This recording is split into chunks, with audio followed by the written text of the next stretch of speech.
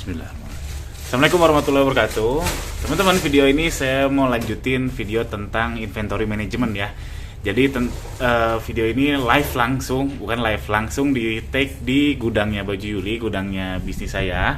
Jadi saya akan ngasih share penataan gudang itu seperti apa dan bagaimana biasanya kesalahan yang dilakukan oleh newbie.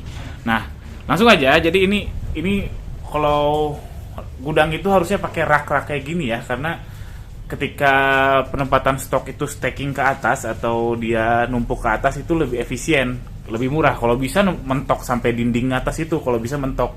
Tapi kan nggak mungkin. Atau kalau mau dimentokin, biasanya kalau gudang-gudang besar itu dia pakai forklift, pakai mesin, atau ada juga tangga yang bisa jalan. Tapi itu memang melelahkan sekali untuk orang gudangnya. Jadi usahakan pakai rak yang seperti ini. Ini bin itu ruas-ruasnya ya, ruas-ruasnya itu ya menyesuaikan aja, itu bisa custom. Ini murah kok. Untuk bikin satu rak ini beli ke toko bangunan itu, beli tripleknya, beli besinya ini kurang lebih ngabisin biaya sekitar 300.000 ya kalau nggak salah 2 tahun yang lalu lah. Sekarang ya mungkin naik jadi 400.000 untuk satu rak daripada beli langsung jadi ya. Memang yang agak ribet dia harus bikin sendiri karena harus pakai baut dan seterusnya. Jadi buat yang belum punya rak, daripada ditumpukin di bawah di lantai, lebih baik bikin rak aja, nggak terlalu mahal. Lalu yang kedua, tips dari saya itu bikin gang-gang seperti ini ya teman-teman. Ini saya bisa jalan kayak gini.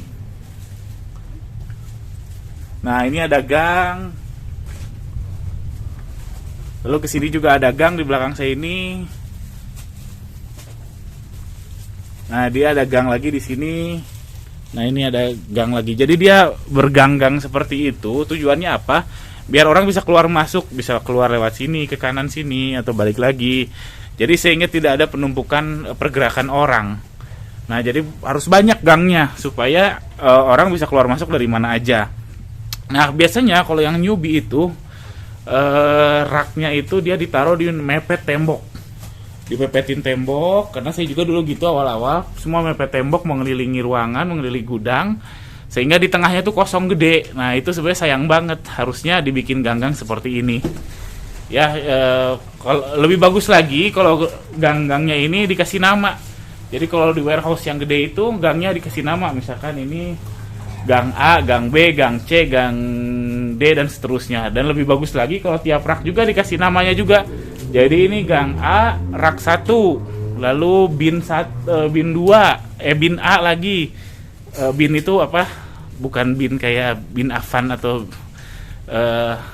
bukan bin bapak ya, tapi bin ini ruas dari si rak itu. Bagusnya dikasih nama juga. Kalau saya belum sampai situ, karena kalau udah sistem sampai penamaan rak, penamaan gang, penamaan bin, penamaan seperti itu harus pakai sistem barcode, harus terintegrasi sama sistem yang lebih canggih. Sebenarnya nggak canggih-canggih amat sih, cuman database-nya terintegrasi. Itu kalau SKU-nya udah banyak. Nah, di kami ini SKU-nya ada sekitar 1.000 lah, kurang lebih 1.000 SKU aktif. Jadi masih cukup dengan hafalan, belum pakai barcode. Lalu saran saya lagi adalah gunakan keranjang ya, banyak gunakan keranjang seperti ini. Jadi kalau misalkan dalam satu rak ini ada banyak SKU-nya, ada banyak variannya, gunakan rak seperti ini, lalu dikasih label kayak gini. Nah, ini label ini penting, jangan apa ya, jangan menunda-nunda nulis label. Karena apa? Itu bisa jadi biang masalahnya lah teman-teman. Jadi kalau saya hafal kok di situ, oke, Anda hafal, tapi kalau karyawan bagaimana? Kalau orang lain yang packing bagaimana? Orang lain yang ngambil bagaimana? Jadi harus ditulis labelnya seperti ini. Tips saya gini aja, simpel, pakai lakban kuning, lalu ada spidolnya, kan gampang ya. Ini kalau misalkan mau ganti ya tinggal cabut aja atau hapus pakai WD, pakai bensin, lalu tulis lagi, itu enak. Jadi perbanyak keranjang-keranjang seperti ini. Ini pun murah banget. Ini namanya keranjang lengkeng ya teman-teman. Kalau di Cimahi atau Bandung sebutnya keranjang lengkeng, karena memang untuk lengkeng, untuk orang jualan kelengkeng. Harganya paling 10.000 per piece. Lalu gunakan juga keranjang-keranjang besar seperti ini. Ini enak banget untuk mobilisasi barang-barang, entah itu barang masuk, barang keluar, dan macam-macam. Pokoknya keranjang itu sangat penting untuk di gudang. Yang seperti ini itu harganya 120.000. Dia ukuran berapa ya? Tulisannya 2210L. Ini macam-macam, ada yang gede banget, ada yang kecil. Kalau yang kami pakai ini yang sedang, jadi nggak terlalu besar.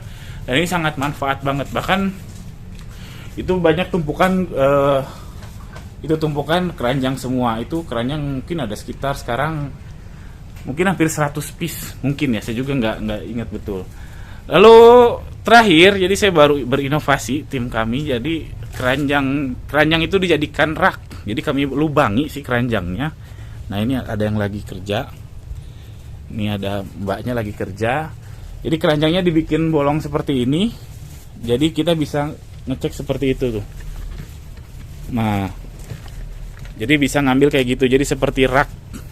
Dan ini modular teman-teman, artinya modular, yang atas bisa dikeluarkan, ganti yang baru, dan seterusnya. Bisa bongkar pasang. Meskipun ya bongkar pasangnya butuh tenaga ya, tapi itu lebih enak ketika misalkan kita punya banyak SKU yang sudah discontinue atau sudah nggak produksi lagi. Saya kasih lihat lagi. Nah kurang lebih seperti ini. Jadi ditumpuk keranjangnya, ada 4 tumpukan, lalu tiap keranjang ada labelnya, lalu dimasukkan. Jadi kalau mau ngambil yang bawah tinggal masukkan tangan aja, nggak perlu bongkar keranjangnya, dan seterusnya. Ini sebenarnya baru dicoba sekitar 1 bulan, masih banyak kekurangannya, khususnya soal kalau misalkan datang SKU baru itu bagaimana menaruhnya di tengah. Oke, itu aja tips ini tentang manajemen gudang atau inventory management. Jika teman-teman suka, tolong subscribe channel saya ini. Jika ada pertanyaan, jangan ragu untuk tuliskan di kolom komentar di bawah. Sekian, assalamualaikum warahmatullahi wabarakatuh.